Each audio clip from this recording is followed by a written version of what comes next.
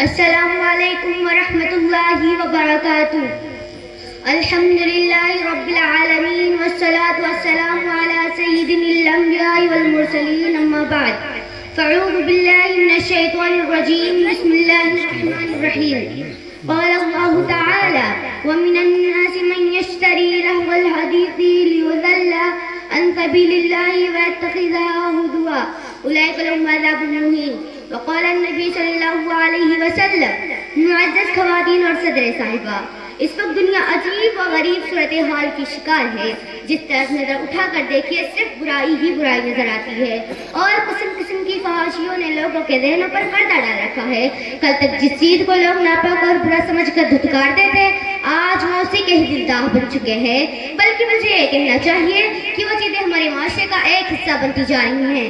ناچ گانے اور شہوانی جذبات کو ابھارنے والی چیزیں ہمارے گھر کو دیمک کی طرح کھائے جا رہی ہیں. مگر حیرت کا پہلو یہ ہے کہ ان چیزوں کا ہمیں ذرا برابر احساس نہیں ہے اور ہو کیسے، جبکہ آج ہم نے اس قوم کی عادت اور خصلتوں کو اپنا لیا ہے جو آج پوری دنیا سے اسلام کو مٹانے کی کوشش کر رہے ہیں اور اپنے غلط طور طریقے فحاشی و عریانت کو پوری دنیا میں پھیلا کر اسلام کی بنیاد کو کھوکھلی کرنا چاہتی ہیں.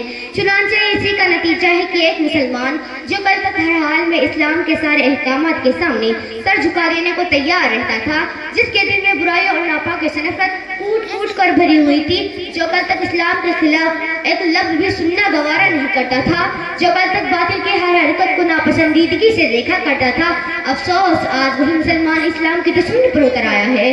آج وہی اسلام کی مخالفت پر آمادہ ہو چکا ہے.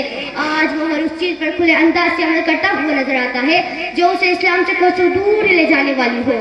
جس گانے اور بلائن سے کل تک ہمارے کان محفوظ تھے آج شوق سے اپنے سینے لگاتے ہیں. البتہ اس وقت ہماری جو مجموعی حالت ہے وہ ہمارے لیے کافی مایوس کن ہے. خواتین صاحبہ، آج سرور موسیقی کا فتنہ گھر گھر پھیلا ہوا ہے. ریڈیو ٹیلی ویژن سینما بنی عام کا رواج ہو چکا ہے. ہمارا پورا معاشرہ اسی لات میں گرفتار ہے اور ان سب چیزوں کے ذریعے ہمارے ایمان اور اخلاق و کردار کو بگاڑنے کے سامان پیدا کیے جا رہے ہیں. خاص کر ٹیلی ویژن کے ناپاک اور پروگراموں کے ذریعے جس طرح غیر ایمانی کو للکارنے اور اخلاقی قدروں کو برباد کرنے کی کوشش کی جا رہی ہے اس کے متعلق ہمیں کچھ کہنے کی ضرورت نہیں ہے. ٹیلی ویژن کے ذریعے ہمارے سامنے بے حیائی اور فحاشی کیسے مناظر پیش کیے جاتے ہیں کہ دیکھنے والوں کا حیا اور غیرت کا جنازہ نکل جاتا ہے. اس پر تو خدا کی پناہ کی ٹی وی کیسے فاس مناظر سوچ گانوں کو گھر کی سبھی افراد دیکھتے ہیں.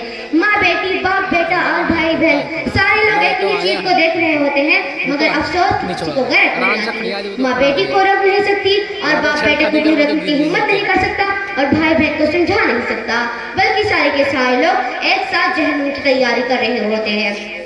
یہ ٹی وی کی تو ٹی وی لگ گئی ہے اہل مومن کو، یہ ٹی وی کی تو ٹی وی لگ گئی ہے اہل مومن کو، بھلا اس سے علاج گردش ایام ہوتا ہے. وہی بہن بھائی بیوی بچے اور وہی شوہر، وہی بہن بھائی بیوی بچے اور وہی شوہر، جہاں لبریز بے شرمی کا ہر ایک جام ہوتا ہے.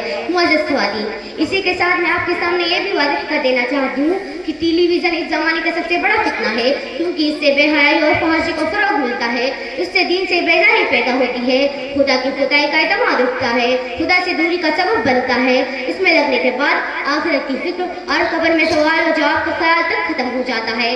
واقعات شاہد ہے، ہمارا عقائد اس کا مشاہدہ بھی کرتی رہتی ہے. ٹی وی پر پروگرام دیکھنے والے عام طور پر نمازوں میں غفلت کرتے ہیں، شریعت کا مذاق اڑاتے ہیں، فحاشی و عریانت کو نئی تہذیب قرار دیتے ہیں. اسی کی وضاحت کرتے ہوئے تو قرآن نے واضح انداز میں فرمایا کہ وَمِنَ النَّاسِ مَن يَشْتَرِي لَهْوَ الْحَدِيثِ لِيُضِلَّ عَن سَبِيلِ اللَّهِ وَيَتَّخِذَهُ هُزُوًا أُولَئِكَ لَهُمْ عَذَابٌ مُهِينٌ. بعض آدمی ایسے ہیں جو ان بتوں کو خریدار بنتے ہیں، یعنی وہ چیز اختیار کرتے ہیں جو اللہ سے غافل کرنے والی ہو، تاکہ اللہ کی راہ سے بے سمجھے بجھے گمراہ کرے اور راہ حق کی ہنسی اڑائے.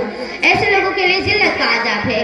معزز خواتین، آپ کے نزدیک ان کا اس کے سوا اور کوئی جواب نہیں ہوگا کہ یہ سب اسی ٹی وی کی کرم فرمائی کا نتیجہ ہے. پھر آخر ہم اور آپ اپنے پورے معاشرے کو اس سے بچانے کی فکر کیوں نہیں کرتے؟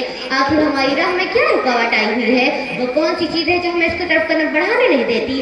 آپ کو سنجیدہ ہو کر سوچنا ہوگا، بلکہ اس کے لیے اقدام کرنے ہوں گے. اور میں آپ سے یہ بھی کہہ دیتی ہوں کہ اس سمت میں آپ بہتر کارنامہ انجام دے سکتی ہیں، کیونکہ اگر آپ نہ چاہیں تو تو گھر میں ٹی وی نہیں آ سکتا، آپ حکم نہ دیں تو گھر میں VCR نہیں آ سکتا، آپ اجازت نہ دیں تو گھر میں گانے نہیں چل سکتے، چنانچہ آپ کو قربانی دینی ہوگی اور پورے معاشرے کو صاف کرنے، خاص کر اپنی اولاد کے مستقبل کو بہتر بنانے کے لیے کافی جدوجہد کرنی ہوگی۔ خدا ہم سب کو عمل کرنے کی توفیق عطا فرمائے۔ وآخر دعوانا الحمدللہ رب العالمین، والسلام علیکم ورحمۃ اللہ وبرکاتہ۔